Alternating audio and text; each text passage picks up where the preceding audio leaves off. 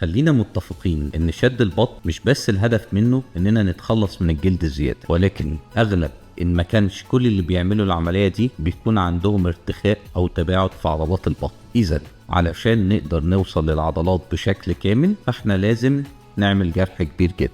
من خلال الجرح ده بقى نقدر نصلح العضلات. اول ما ابتكروا العملية دي كان الشد بيتم عن طريق جرح طولي مش بالعرض ولا مختفي تحت خط البيكيني زي دلوقتي، لا ده كان جرح بالطول علشان يوصل لعضلات البطن وكمان يقدر يشيل الجلد الزيادة برضه بالطول. وطبعا اكيد كده كلكم توقعتم قد ايه الجرح ده بيكون شكله بشع، لذلك كان الافضل منه اننا نعمل الجرح اللي بالعرض واللي طبعا بيكون مختفي تحت خالص عند خط البيكيني. ومستنيكم في اسئلة تانية هرد عليها في فيديو جديد.